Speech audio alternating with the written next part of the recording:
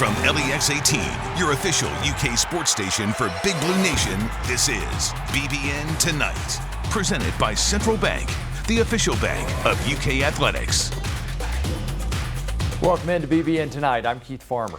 And I'm Eli Gaines. Tonight we're going to talk basketball with the voice of the Wildcats from Tom Leach, and hear also from Coach Stoops about his team's return to campus as they get ready for the Gator Bowl. Yeah, and Coach Calipari welcomes back Cameron Fletcher to campus after he was recently sent home.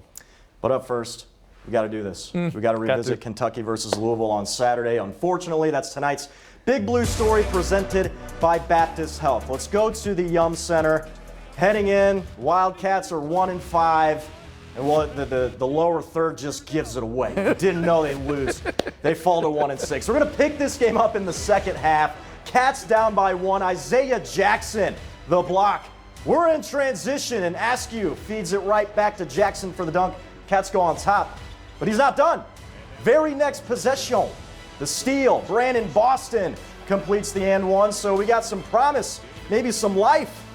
Well, actually, this was a terrible second half. Offenses were not great. 8 minutes left here. That's David Johnson with the and one. Former Trinity star had 17. That put the Cards up by 7 points. Now with 5 to play, Davion Mintz keeping the Cats in this one. 4 of 6 from downtown. He had a team-high 19. The Cats, they didn't make a field goal after that for the rest of the game, and that includes this field goal attempt from Olivier Sarr. Come on!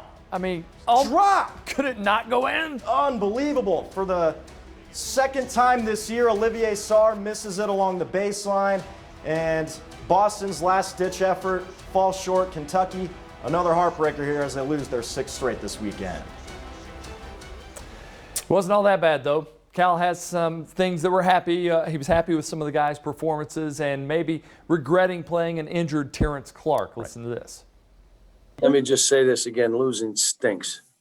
We had our chance and we had some breakdowns. You know, when you're this kind of team, you can't afford to have a mental lapse on 2 or 3 plays in a row and still go. But I'm proud of the guys. We had our chances. We still missed some layups, some free throws, but we fought. They were engaged. Jacob was terrific. Lance was terrific. Isaiah showed some spurts. BJ finally started getting something going. Devin, Terrence is still hurt. Tried to see if he could steal some minutes with him, but it was a mistake.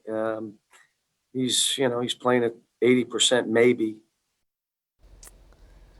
So we saw the role players do their thing on Saturday, but yeah, the star players just not really showing up. That included Clark, of course, he's hurt, and Olivier Sarr has been not great the last 2 games, just 3 points in the games against North Carolina and, of course, Saturday against Louisville. So let's get some things turned around. If you keep the role players doing what they're going to do, I think they'll be okay once those star guys come back. All right, well, for the second time this season, the Cats, they did have a chance to win. You saw it in the highlights. They went to Olivier Sarr for the final shot, and here's why. I mean, that ball went in and out. I told him it's like buzzard luck for my man. And I knew I went to Olivier anyway because I have a lot of faith in him. Even though he missed that shot against Notre Dame, I don't know if you remember, we went through this with Brandon Knight, where we missed all kind of game winners where we went at him. And that's because I had a lot of faith in him. And eventually by the end of the year, he made all those. So this is one of those kind of experiences for the team. The struggle with this. They're trying, we're getting better, we're doing some good stuff, but losing stinks. Brandon Knight, of course, hit the game winner in the 2011 Sweet 16 over top-seeded Ohio State. That sent Kentucky to the Elite Eight. Now, Keith, are you good with Olivier taking the shot on Saturday despite the struggles he's been going through lately?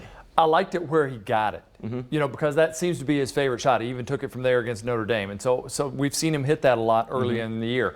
So I like that, but it seemed like Davion Mintz was the guy that had the hot hand. I'd love to have seen him somehow get a chance at taking that shot. Yeah, for sure. And Cal did mention, he was like, well, we would have liked him to take the shot as well, but it didn't work out that way. So it was kind of like a 1-2 thing, so they went with the second thing, which was Sarr along the baseline. All right. Well, heading into Saturday's matchup, Cal was doing everything to get these guys to come together. He said he named 3 guys to be leaders to do away with all the non-negotiables, the attitudes, and how they accept coaching. He says he's not okay dealing with that. The players are going to have to deal with that, so that's off of his plate. Now, the team Twitter account This was funny. Someone actually tweeted this video saying when Kentucky loses, has to go back to Lexington after losing to Louisville.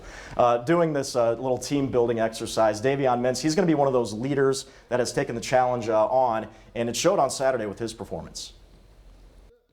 You know, it's kind of a necessity for me to be that guy to come out there and be the voice and kind of talk, and I mean, on both sides of the floor.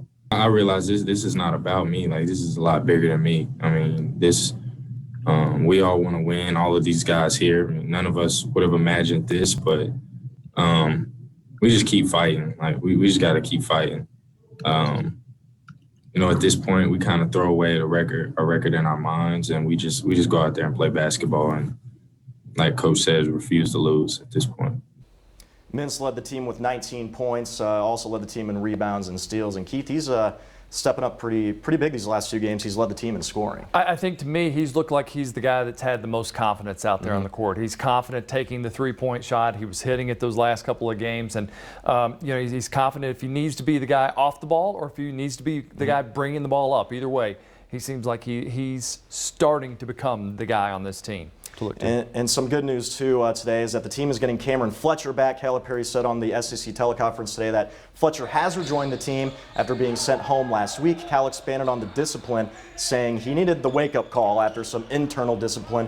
It just wasn't working. And, Keith, you got to be glad to have him back just for his personal standpoint. I think so, but the scary thing is that Coach Cal pointed out today that one of the things he told him is, can you handle coming back and not playing a minute this year? That's kind of scary. So we don't know if we're going to see him again, and we may not.